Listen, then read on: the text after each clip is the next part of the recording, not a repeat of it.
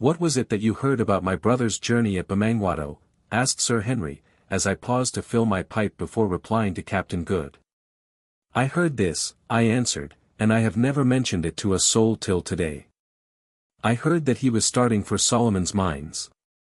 "Solomon's Mines?" ejaculated both my hearers at once. "Where are they?" "I don't know," I said, "I know where they are said to be. Once I saw the peaks of the mountains that border them, but there were 130 miles of desert between me and them, and I am not aware that any white man ever got across it save one. But perhaps the best thing I can do is to tell you the legend of Solomon's Mines as I know it, you passing your word not to reveal anything I tell you without my permission. Do you agree to that?" "I have my reasons for asking." Sir Henry nodded, and Captain Good replied, "Certainly, certainly." "Well," I began, "as you may guess, generally speaking, elephant hunters are a rough set of men, who do not trouble themselves with much beyond the facts of life and the ways of Kaffirs. But here and there you meet a man who takes the trouble to collect traditions from the natives, and tries to make out a little piece of the history of this dark land. It was such a man as this who first told me the legend of Solomon's Mines, now a matter of nearly 30 years ago. That was when I was on my first elephant hunt in the Matabele country. His name was Evans, and he was killed the following year, poor fellow, by a wounded buffalo, and lies buried near the Zambesi Falls. I was telling Evans one night, I remember, of some wonderful workings I had found whilst hunting kudu and eland in what is now the Lydenburg district of the Transvaal. I see they have come across these workings again lately in prospecting for gold, but I knew of them years ago. There is a great wide wagon road cut out of the solid rock, and leading to the mouth of the working or gallery. Inside the mouth of this gallery are stacks of gold quartz piled up ready for roasting, which shows that the workers, whoever they were, must have left in a hurry. Also, about 20 paces in, the gallery is built across, and a beautiful bit of masonry it is. "I," said Evans, "but I will spin you a queerer yarn than that," and he went on to tell me how he had found in the far interior a ruined city, which he believed to be the Ophir of the Bible, and, by the way, other more learned men have said the same long since poor Evans's time.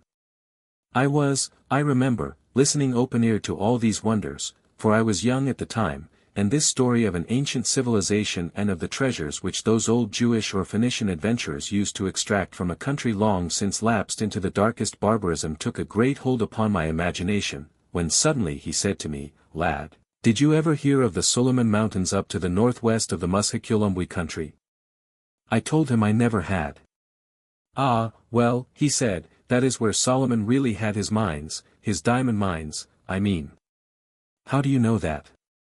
I asked. "Know it? Why, what is Solomon but a corruption of Solomon? 3. Besides, an old Isanusi or witch doctoress up in the Manica country told me all about it. She said that the people who lived across those mountains were a branch of the Zulus, speaking a dialect of Zulu, but finer and bigger men even, that there lived among them great wizards, who had learnt their art from white men when all the world was dark, and who had the secret of a wonderful mine of bright stones. 3. Solomon is the Arabic form of Solomon. Editor. Well, I laughed at this story at the time, though it interested me, for the diamond fields were not discovered then, but poor Evans went off and was killed, and for 20 years I never thought any more of the matter. However, just 20 years afterwards, and that is a long time, gentlemen, an elephant hunter does not often live for 20 years at his business, I heard something more definite about Solomon's Mountains and the country which lies beyond them. I was up beyond the Manica country, at a place called Satanda's Kraal, and a miserable place it was, for a man could get nothing to eat, and there was but little game about. I had an attack of fever, and was in a bad way generally, when one day a Portuguese arrived with a single companion, a half-breed. Now I know your low-class Delagoa Portuguese well. There is no greater devil unhung in a general way, battening as he does upon human agony and flesh in the shape of slaves. But this was quite a different type of man to the mean fellows whom I had been accustomed to meet. Indeed, in appearance he reminded me more of the polite Doms I have read about, for he was tall and thin, with large dark eyes and curling grey mustachios. We talked together for a while, for he could speak broken English, and I understood a little Portuguese, and he told me that his name was José Silvestre, and that he had a place near Delagoa Bay. When he went on next day with his half-breed companion, he said, "Goodbye," taking off his hat quite in the old style. "Goodbye, Señor," he said, "if ever we meet again I shall be the richest man in the world, and I will remember you." I laughed a little, I was too weak to laugh much, and watched him strike out for the great desert to the west, wondering if he was mad, or what he thought he was going to find there. A week passed, and I got the better of my fever. One evening I was sitting on the ground in front of the little tent I had with me, chewing the last leg of a miserable fowl I had bought from a native for a bit of cloth worth 20 fowls, and staring at the hot red sun sinking down over the desert, when suddenly I saw a figure, apparently that of a European, for it wore a coat, on the slope of the rising ground opposite to me, about 300 yards away. The figure crept along on its hands and knees, then it got up and staggered forward a few yards on its legs, only to fall and crawl again. Seeing that it must be somebody in distress, I sent one of my hunters to help him, and presently he arrived, and who do you suppose it turned out to be? José Silvestre, of course, said Captain Good. Yes, José Silvestre, or rather his skeleton and a little skin. His face was a bright yellow with bilious fever, and his large dark eyes stood nearly out of his head, for all the flesh had gone. There was nothing but yellow parchment-like skin, white hair, and the gaunt bones sticking up beneath. "Water! For the sake of Christ, water," he moaned, and I saw that his lips were cracked, and his tongue, which protruded between them, was swollen and blackish. I gave him water with a little milk in it, and he drank it in great gulps, 2 quarts or so, without stopping. I would not let him have any more. Then the fever took him again, and he fell down and began to rave about Suleiman's mountains, and the diamonds, and the desert. I carried him into the tent and did what I could for him, which was little enough, but I saw how it must end. About 11 o'clock he grew quieter, and I lay down for a little rest and went to sleep. At dawn I woke again, and in the half-light saw Silvestre sitting up, a strange, gaunt form, and gazing out towards the desert. Presently the first ray of the sun shot right across the wide plain before us till it reached the faraway crest of one of the tallest of the Suleiman Mountains more than 100 miles away. "There it is," cried the dying man in Portuguese, and pointing with his long, thin arm, "but I shall never reach it, never. No one will ever reach it." Suddenly, he paused, and seemed to take a resolution. "Friend," he said, turning towards me, "are you there?" My eyes grow dark. "Yes," I said, "yes, lie down now, and rest." He answered, "I shall rest soon, I have time to rest, all eternity. Listen, I am dying. You have been good to me. I will give you the writing. Perhaps you will get there if you can live to pass the desert, which has killed my poor servant and me." Then he groped in his shirt and brought out what I thought was a Boer tobacco pouch made of the skin of the Swartvet pens or sable antelope. It was fastened with a little strip of hide, what we call a rimpi, and this he tried to loose, but could not. He handed it to me. "Untie it," he said. I did so, and extracted a bit of torn yellow linen on which something was written in rusty letters. Inside this rag was a paper. Then he went on feebly, for he was growing weak, "The paper has all that is on the linen. It took me years to read. Listen, my ancestor, a political refugee from Lisbon, and one of the first Portuguese who landed on these shores, wrote that when he was dying on those mountains which no white foot ever pressed before or since. His name was José de Silvestre, and he lived 300 years ago. His slave, who waited for him on this side of the mountains, found him dead, and brought the writing home to Delagoa. It has been in the family ever since, but none have cared to read it, till at last I did. And I have lost my life over it, but another may succeed, and become the richest man in the world, the richest man in the world. Only give it to no one, Señor, go yourself." Then he began to wander again, and in an hour it was all over. God rest him. He died very quietly, and I buried him deep, with big boulders on his breast, so I do not think that the jackals can have dug him up. And then I came away. "But the document," said Sir Henry, in a tone of deep interest. Yes, the document, what was in it, added the captain. Well, gentlemen, if you like I will tell you. I have never showed it to anybody yet except to a drunken old Portuguese trader who translated it for me, and had forgotten all about it by the next morning. The original rag is at my home in Durban, together with poor Dom José's translation, but I have the English rendering in my pocketbook, and a facsimile of the map, if it can be called a map. Here it is. I, José de Silvestre, who am now dying of hunger in the little cave where no snow is on the north side of the nipple of the southernmost of the two mountains I have named Sheba's Breasts, write this in the year 1590 with a cleft bone upon a remnant of my raiment, my blood being the ink. If my slave should find it when he comes, and should bring it to Delagoa, let my friend, name illegible, bring the matter to the knowledge of the king, that he may send an army which, if they live through the desert and the mountains, and can overcome the brave Kukwanis and their devilish arts, to which end many priests should be brought, will make him the richest king since Solomon.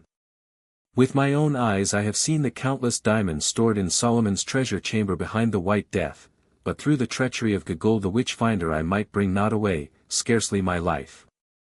Let him who comes follow the map, and climb the snow of Sheba's left breast till he reaches the nipple, on the north side of which is the great road Solomon made, from whence 3 days' journey to the king's palace. Let him kill Gagul. Pray for my soul. Farewell. José de Silvestre. For eu José de Silvestre que este morendo de fome na pequena cova onde neo hanive ao lado norte do bico mais ao sol das duas montanhas que chame Cio de Sheba, escrivo isto no ano 1590. Escrivo isto com pedico dioso en farapo de minha roupa e com sang meu por tinta. Se o meu escrevo der com isto quando venha ao lavar para Lorenzo Marques. Que o meu amigo, leva causa ao conhecimento de el rei, para que possa mandar exercito que, se desfilar pelo deserto e pelas montonas e mesmo sobrepujar os bravos Kukwanis e suas artes diabólicas, pelo que se deviam trazer muitos padres far o rei mais rico depois de Salomeo. Com meus proprios olhos vi os diamantes sem conto guardados nas camaras do tesouro de Salomeo atrás da morte. Branca, mas pela treco de Gagul a feiticeira acadora, nada poderia levar, e apenas a minha vida. Quem vir siga o mapa e trip pela neve de Sheba Paido a esquerda e chegar ao bica, do lado norte do qual esta a grande estrada do Salomo por el feita, donde ha 3 dias de jornada e ao palacio do rei. Mate Gagul. Ries por minha alma. Adios. José de Silvestre. Illustration, Messon sketch map of the route to King Solomon's mines. When I had finished reading the above, and shown the copy of the map, drawn by the dying hand of the old Dom with his blood for ink, there followed a silence of astonishment. Well, said Captain Good, I have been round the world twice, and put in at most ports, but may I be hung for a mutineer if ever I heard a yarn like this out of a story book, or in it either, for the matter of that. It's a queer tale, Mr. Quatermain, said Sir Henry. I suppose you are not hoaxing us. It is, I know, sometimes thought allowable to take in a greenhorn. If you think that, Sir Henry, I said, much put out, and pocketing my paper, for I do not like to be thought one of those silly fellows who consider it witty to tell lies, and who are for ever boasting to newcomers of extraordinary hunting adventures which never happened, if you think that, why, there is an end to the matter, and I rose to go. Sir Henry laid his large hand upon my shoulder. Sit down, Mr. Quatermain, he said, I beg your pardon, I see very well you do not wish to deceive us, but the story sounded so strange that I could hardly believe it. You shall see the original map and writing when we reach Durban, I answered, somewhat mollified, for really when I came to consider the question it was scarcely wonderful that he should doubt my good faith. But, I went on, I have not told you about your brother. I knew the man Jim who was with him. He was a Bechuana by birth, a good hunter, and for a native a very clever man. That morning on which Mr. Neville was starting I saw Jim standing by my wagon and cutting up tobacco on the Disselboom. Jim, said I, where are you off to this trip? It is elephants. No, Baas, he answered, we are after something worth much more than ivory. And what might that be? I said, for I was curious. Is it gold? No, Baas, something worth more than gold, and he grinned. I asked no more questions, for I did not like to lower my dignity by seeming inquisitive, but I was puzzled. Presently Jim finished cutting his tobacco. Baas, said he. I took no notice. Baas, said he again. Boy, what is it? I asked. Baas, we are going after diamonds. Diamonds. Why, then, you are steering in the wrong direction, you should head for the fields. Baas, have you ever heard of Solomon'sberg? That is, Solomon's Mountains, Sir Henry. Have you ever heard of the diamonds there? I have heard a foolish story, Jim. It is no story, Baas. Once I knew a woman who came from there, and reached Natal with her child, she told me, she is dead now. Your master will feed the Osvogels, that is, vultures, Jim, if he tries to reach Solomon's country, and so will you if they can get any pickings off your worthless old carcass, said I, he grinned. Mayhap, Baas. Man must die, I'd rather like to try a new country myself, the elephants are getting worked out about here. Ah. My boy, I said, you wait till the pale old man gets a grip of your yellow throat, and then we shall hear what sort of a tune you sing. Half an hour after that I saw Neville's wagon move off. Presently Jim came back running. Goodbye, Baas, he said. I didn't like to start without bidding you goodbye, for I dare say you are right, and that we shall never trek south again. Is your master really going to Solomon'sberg, Jim, or are you lying? No, he answered, he is going. He told me he was bound to make his fortune somehow, or try to, so he might as well have a fling for the diamonds. Oh. I said, wait a bit, Jim, will you take a note to your master, Jim, and promise not to give it to him till you reach Inyati, which was some 100 miles off. Yes, Baas. So I took a scrap of paper, and wrote on it, let him who comes, climb the snow of Sheba's left breast, till he reaches the nipple, on the north side of which is Solomon's great road. Now, Jim, I said, when you give this to your master, tell him he had better follow the advice on it implicitly. You are not to give it to him now, because I don't want him back asking me questions which I won't answer. Now be off, you idle fellow, the wagon is nearly out of sight. Jim took the note and went, and that is all I know about your brother, Sir Henry, but I am much afraid, Mr. Quatermain, said Sir Henry, I am going to look for my brother, I am going to trace him to Solomon's Mountains, and over them if necessary, till I find him, or until I know that he is dead. Will you come with me? I am, as I think I have said, a cautious man, indeed a timid one, and this suggestion frightened me. It seemed to me that to undertake such a journey would be to go to certain death, and putting other considerations aside, as I had a son to support, I could not afford to die just then. No, thank you, Sir Henry, I think I had rather not, I answered. I am too old for wild goose chases of that sort, and we should only end up like my poor friend Silvestre.